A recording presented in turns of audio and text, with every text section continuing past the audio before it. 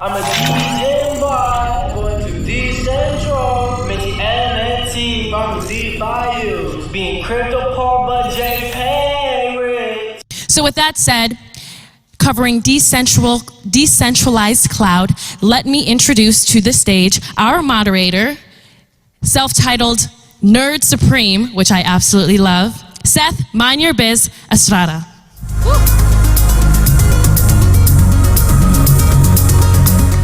Hey, Decentral Austin, how the heck are you? This is a big auditorium, so I'm gonna need you to make some noise. Decentral Austin, how are you? Awesome. Now, I've taken for granted that you are here because you're as excited about Web3 and the future of decentralization of the internet as I am. Is that accurate? All right, I want you to welcome my panel on stage, the absolute cutting edge of Web3 being decentralized, being able to edge out the old guard of our web experience into a permissionless and sovereign experience. Let's start with our number one speaker. We've got Ollie from CUIDO. Give him a hand.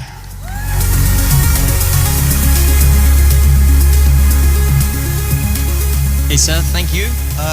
So I'm Ollie from CUIDO. So we're building a distributed cloud computing platform to really power the future of blockchain and bring powerful computing in order to have that element of scalability to things. So yeah, thanks for having me on, Seth. Awesome, yeah. Guys, we're gonna also have 3 other speakers. You already saw them on the playbill, but let me bring out Patrick.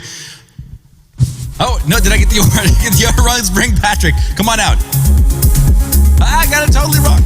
Patrick is coming out from JACKAL. Give him a round of applause. Thanks for having me.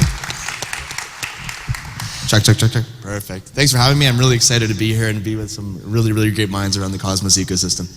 Yeah, awesome. Thank you for joining us. And let's go ahead and bring out Lex and Greg together so we don't possibly get this wrong. Bring them out. We got Lex from Passage and Greg Osuri from the Akash Network. Let's have a seat, gentlemen. And without further ado, they've given us a very short amount of time, and we've got a lot that we want to pack in. But first off, let's go around the panel. And you already heard from Ollie and from Patrick, but Lex, tell us about Passage briefly, like you and Passage in 30 seconds. Yeah, Passage is a decentralized virtual experience platform. We're building interoperable virtual experiences on Cosmos as a layer 0, so we have a layer 1 chain.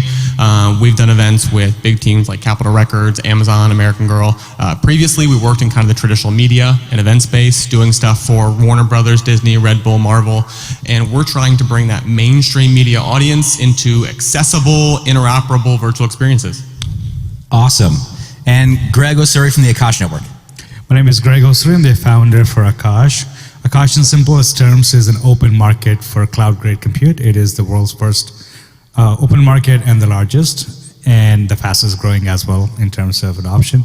The idea behind it is to unlock unused capacity. About 85% or so of global data center capacity is unused. So by enabling those providers to offer their compute in an open, competitive way, we can solve efficiency problems, which the outcome is the cost. A cost about 95% lower than your traditional cloud. Like last night, I was able to deploy a osmosis validator for $7 a month.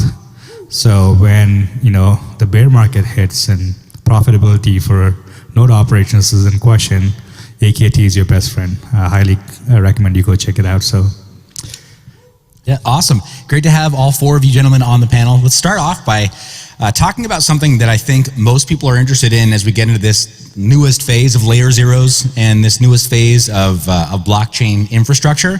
It's scale and speed, right? A lot of people are asking, okay, if I want something really, really fast, why don't I just deploy on AWS, right? Like, how do I manage to get that kind of performance in a decentralized and permissionless way? And it seems like in some people's minds, they've got that demand for really fast web applications, and they worry that they won't get that from some of the solutions that you're building right now. What have you found is a problem you've had to solve to meet those expectations? So it comes. Hello. So it comes down to redundancy versus security, right? On-chain computing is hyper redundant. That's why it's expensive. That also is why it's secure. Off-chain compute, the redundancy depends on the scheduling algorithm, right? Amazon is not redundant. I mean, it's redundant if you kind of built it like, in a traditional Web 2 world, but if Amazon data center goes down, it goes down, right? It is redundant with the scope of the data center of operations. So the challenge is to design something that allows for cross-site or maximum possible redundancy while allowing for performance, right? So the easy shortcut obviously is to go to Amazon and get the performance. The harder choices will be to use one of the decentralized options to do so, where the user experience is not on par with Amazon's, but But hey, last night I was able to deploy a validator within 5 minutes from 3,000 feet using clicks. So we get in there very, very quickly. Can you hear me? Perfect. Just to pump Akash's tires a little bit more, when you move from an Amazon to something where you're using Akash for cloud compute, you're also getting rid of centralized choke points of failure. So when you talk about the ability for Akash to be a little bit more resilient, you're completely distributed, it's a really, really great look. And that's why I'm particularly excited about working with people that are doing cloud compute up here, because JACKAL, what we do is we do storage, right?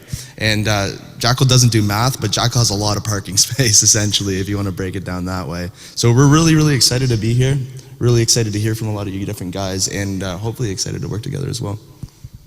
Yeah, I love that on the JACKAL side, because it's so important for cloud computing to both have the compute side, or cloud in general, to have both compute and that decentralized storage aspect to it, because ultimately we're scaling blockchain. Blockchain is an inherently transactional database, which isn't built for the high throughput type Web 2 world that we're coming from. And so to supplement that with that incredible power of Web 2 computing as well as Web 2 storage, but now we're converting it into a Web 3 space. It takes what the von Neumann architecture of 1944 was and modernizes it completely. So what's taken us 80 years to do in the traditional computing space, we're now hopefully doing in 8 years in the blockchain world.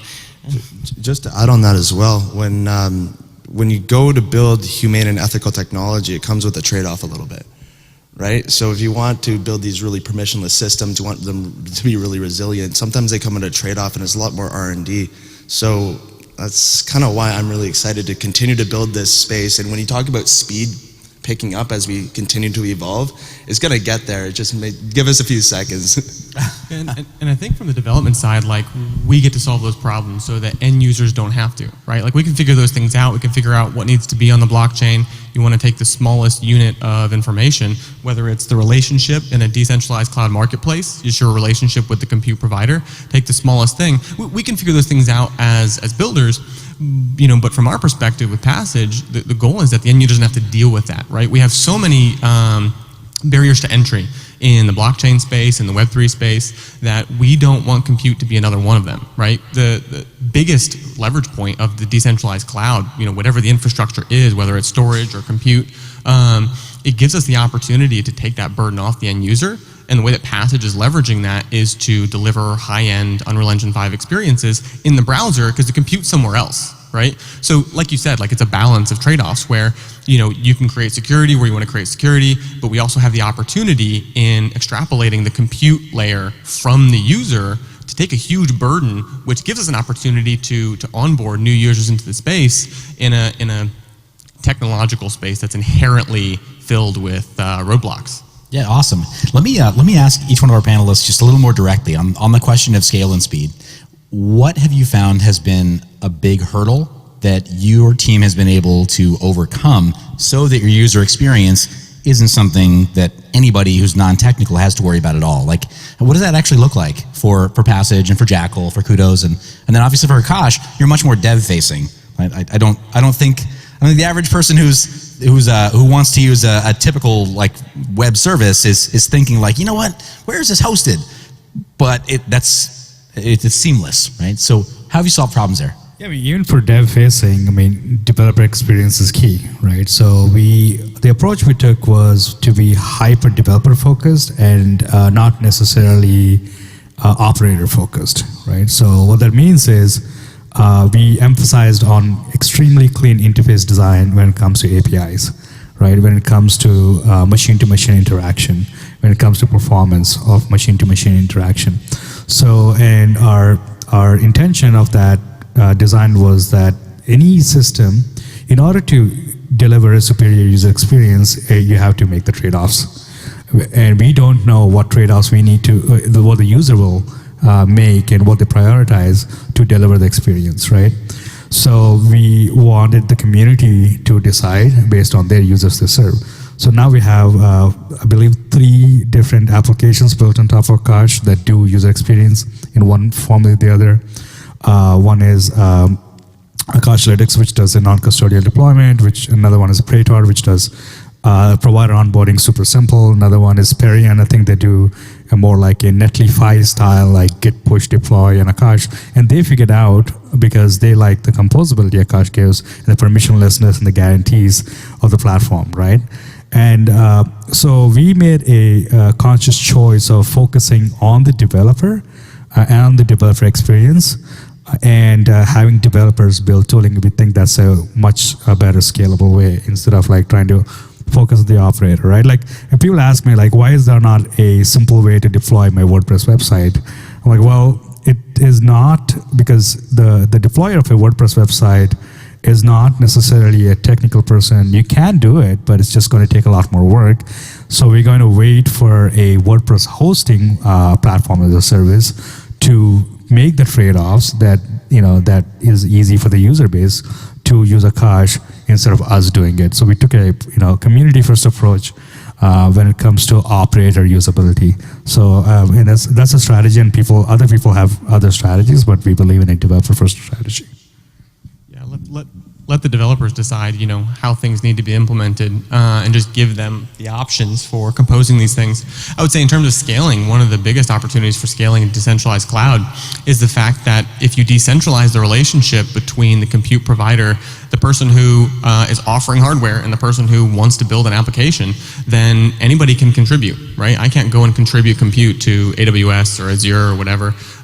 So you're creating a greater scaling opportunity. You've got more work to do in terms of defining the format in which that comes in, but you've got a huge opportunity. I mean, even thinking about the transition to ETH 2.0 and the amount of GPU capacity that's going to be available to enter a decentralized cloud network, that's some serious scaling opportunity. Yeah, awesome. Yeah, so for JACKAL, when it comes to, can you repeat the question? Because we've gotten so far off track. No, so we're still kind of on the topic of scale and speed, and I guess the question is like, where did you see opportunities, and what are some hurdles that JACKAL had to overcome to deliver scale and speed? Yeah, what did that look like for you? Yeah, JACKAL had a bunch of different ideas originally, and everyone will probably laugh at us. We tried to get everything on chain originally, where we wanted a base 64 encode and then get everything completely programmable privacy and you leveraging secret network smart contracts. But what we decided to do, because we want to bring speed, utility, and most importantly privacy for us, because our big play is only the end user with their private key can access their data. And that's really, really important to us, and we're locked out from the ground up. So we try to build this ethical, if you think about it this way, it's like Tor browser meets BitTorrent meets smart contracts. Yeah, and you'll have some hard constraints just in generating proofs and, absolutely, and encrypting. It's end-to-end encrypted. It'll always be a little bit slower, but we're pretty close. So when it comes to speed and utility of the product, what we chose to focus on is actually a peer-to-peer caching layer, where we'd also lean on another provider for cold storage archiving, because we can only incentivize so much with a token, right? So when we focus on a caching layer, we can bring multiple layers of hot storage to cold storage depending on the needs of the protocol. So when it comes to the speed, it's one of our biggest priorities, but also drawing a hard line in the sand about privacy, so that only the end user with their private key can access, manage, and share their data. Awesome. Yeah, so I love that developer-first focus. I think we've seen it already in the space of the cloud giants of Web 2, and so that as a focus for cloud and compute in Web 3 just makes sense. So, but in terms of hurdles for us, we're still super early in terms of CUIDOs. I mean, we just announced the genesis process of our blockchain with our validators earlier today, which was very exciting. But on the compute side, we've got the platform working for cloud providers. So the big dogs are able to buy and sell compute, but where it does become incredibly difficult is when you start to find the scalability and find the smaller architectures. So as you want to bring that to smaller and smaller devices, bringing it to gaming PCs, games consoles, even mobile phones to contribute to the network, and to be able to batch process workloads and figure out ways of distributing workloads across such a broad range of devices, that's where some of the big issues like really come to the fore on the technical side. Yeah, okay, awesome. And it sounds like each one of your projects, you're approaching this, and well, you have different considerations as far as how you deliver scale and speed, and how you can leverage, well, partnerships in this space. Do you feel like there's still a compromise that you're having to deal with now? What does that look like for you guys when you say, okay, in order to deliver this permissionless system over here, in order to deliver the speed that people demand, and then also have it be permissionless, we're going to have to maybe compromise a little bit and maybe go Web 2.5, if you will. What does that look like for you guys? A big question, like for us, retention seems to be a problem. I'll be fully open, right? So we're able to track people, they come, they use. Why? Because we have no way to contact the user. Like it's a permissionless system, it's a wallet. People run out of their funds, and they forget about it, right? They won't realize their workload is down till they actually go see the workload. They may not have monitoring. So most of our drop-off, most of the churn comes from a lack of re-engagement with the user. So that's a challenge, right? The Web 2 has those tools, emails. We don't have emails, we don't have we don't have a lot of these tools that we have available. Like, what is a compromise? Well, offer a bone for an email. Right? Offer something that you can get an email, right? Maybe having a notification service that, well, you give us your email address and we give you notifications, which is valuable for people, right? So the Web 2.5 idea, I think it's not like there is still legacy infrastructure that the globe is connected to, and we can't just ignore the legacy infrastructure and expect people to just jump from Web 2 to Web 3 without providing the on and off ramp, right? You have to provide credit card onboarding somehow legally in the US, right? So those are a lot of challenges. So I wouldn't say compromises, I would say clever design we've done for credit card onboarding. So we have a feature called Auth-Z where you can delegate. We can decouple the payer from the user of compute. So we're using that mechanism where we have a hosted wallet that's paid using a credit card that's custodied by whoever needs the custody, and the user gets delegated from their wallet. So there's no ownership of tokens.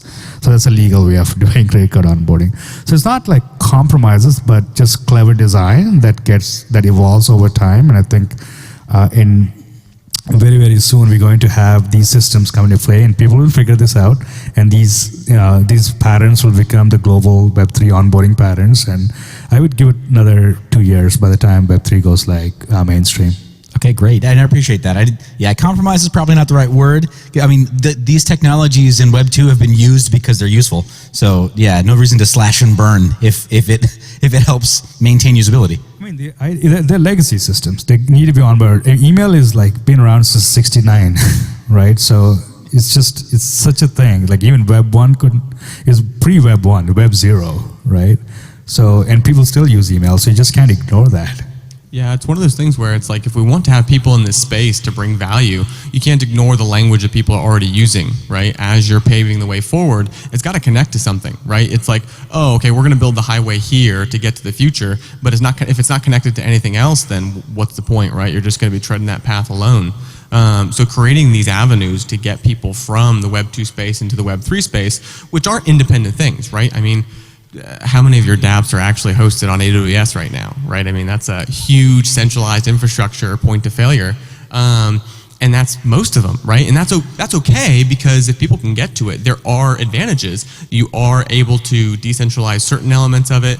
You know, even your, you know, all of you who are creating incredible NFT games, you know, that NFT, even it gives you access to sick in-game assets, isn't actually useful despite owning it if the servers for your game go down, right? And so, you know, it is going to be incremental, and the most important thing is that on this journey, in this wild frontier, we're not alone, that we're bringing a crowd with us. Yeah, awesome. Let me jump a little forward in the conversation, and I'm actually going to pick on you, Patrick. Sorry, I thought you were ready to make a comment, but I'm going to pick on you a little bit and ask a little bit about censorship and content moderation. We're running a bit short on time for our panel, but censorship and content moderation, I think the big underlying question would be, in your mind, in a perfect world, who decides? We call it permissionless, but we also know that Web 2 ran into some rough patches when it came to content moderation. And when people hear permissionless, they get understandably concerned. Absolutely. So kind of to loop it back with the previous talk, the trade-off is compliance, right? So if you want to build a tool like this that has the highest digital privacy cybersecurity posture on market, where you're self-custodial of your private keys and we can't access your stuff, we're building a personal SSD in the cloud that we believe fundamentally that digital privacy is a fundamental human right. You should be able to own your own stuff. Your data should be your data, and we've locked ourselves out. So when it starts to becoming building new platforms that leverages this storage layer, that's on the people that choose to run those platforms, right? So we don't make the rules, and we've locked ourselves out of the system from the ground up because we don't think it's right for us to be bad actors in our own system. Also, the DAO can fire us as a dev entity, so we've also shifted a lot of the liability to a DAO that can keep us on as a SaaS company, right? So we've decentralized the entire process, and if you want to build a Web 2.5 bridge, you have to front load the compliance, and then you can spin up. You want to be an entrepreneur, leverage our storage, you have a bunch of margin to work with, and then provide a higher digital privacy cybersecurity posture. And then from there, you can be compliant in your own geographical region, right? So then you have to start to think about where's the data stored. You have to start to think about HIPAA compliance, where you have to pen test servers and things like that. And when you have a permissionless system where you serve the entire world of everyone with a cell phone, and you have to be compliant everywhere, it's kind of a silly thing to do. So what we decided, we take a hard line in the sand that we're building a truly permissionless and self-custodial system that your data is your data. Awesome. And I'm going to pick on another panelist really quick before we wrap up. Ollie, you didn't see this one coming, but in moving into this Web 3 system, right? The more heavily Web 3, not Web 2.5 side. How do we balance the needs of fault tolerance and abuse, preventing abuse by adversarial agents, we'll call them? So whether we'll say it's a really large entity that can print money out of thin air and buy up your governance token, or some other imaginary scenario where there is a potential attack vector. Yeah, absolutely. So I think it is a difficult problem to solve, and I think from the cloud provider side, you can sort of tackle a lot of this by having a rating system, much like when you lease your house on Airbnb. So having the network actually facilitate a rating system that can individually rate each compute unit, that does give that element of making sure that you've got that moderation there in terms of the what you're running your systems on. So we're familiar with a lot of the standards in terms of cloud computing and the rating systems for cloud infrastructures. But again, when you're going to a broader range of devices and a lot of providers, that rating system, it can't necessarily be trusted. So you have to almost give it to a DAO type model in order to make sure of that. Got it, makes sense. Well, gentlemen, we are... Linked to that, like proof of stake systems are inherently very communal based, right? What's going to prevent a bad actor, let's say Amazon, to buy up all the tokens and take over Akash network, right? I was recently, there was this Terra debacle. I don't know if you've been following my Twitter, but I had very little Luna position, but I was able to put a proposal in Terra, get it fast, and get it implemented very quickly with very little effort and very little clout in the community. What that tells you is proof of stake systems are inherently communal organisms. So if there's a bad actor that's trying to, number one, buy up all the tokens, that's going to increase the price of the token, thereby further strengthening security. And he still have to, there needs to be a seller, right? Let's assume they pay like 10x the thing, and that's how much they value the network. People get rich and people can fork it and start a new one, right? So always forking, there's always communal, community will always come through before an attack can happen. And there are also preventive circuit breakers, right? We have like 20-day unbonding period for that very reason. So you can have 21 days to actually react and whatnot. So that's my take. Okay, awesome. First off, it sounds like, were you wearing a white hat when you did that at Terra? So I had two proposals. Like first I did the Osmosis default proposal. I mean the whole like getting the default button. That at least have some cloud in the Osmosis community, but Terra was a different beast. Getting a proposal passed on Terra with zero cloud in the community was a clear example. Someone like me, an outsider, can actually have influence just by using Twitter and get a proposal passed that all people can agree. I mean, that I think people don't talk about resiliency in a proof of stake systems, and there's a clear example. An outsider with very little voting power or very little cloud can do that. Right. Awesome. Well, I appreciate you. I don't think there's anything illegal that you did. I don't think you admitted to anything that was wrong just now. But trying to get IBC passed. IBC. So they cut off IBC, and we had all our tokens stuck in Osmosis. I wanted IBC to re-enable so we can dump our Luna, but that came a little too late. But it is what it is. But we got the IBC enabled now. Yeah. Awesome, gentlemen. Lighting round. Because we need to get off stage. Crystal ball time. Nobody's going to hold you to this. I mean, you might get retweeted a lot if you say the wrong thing, but no pressure. What's the future in this space? 15 seconds. What's the future? I mean, this is the future. Web3 is the future. It's evolution of Web2. People may not like it, but it is the future. Yeah, I mean, it's bringing new people in. I think it's community. Just a really, really high digital privacy and cybersecurity posture, and making the stance on that going forward. And I think it's really, really important for the betterment of humanity. Yeah, and I think just powering so much of what we know from the world already, and powering what we already know to be the future of blockchain tech, and really bringing it to the fore with what we know from Web 2, just combining them. Awesome. Ladies and gentlemen, give a round of applause to the panelists. Follow them on Twitter. Check them all out on their socials. Thank you for your time.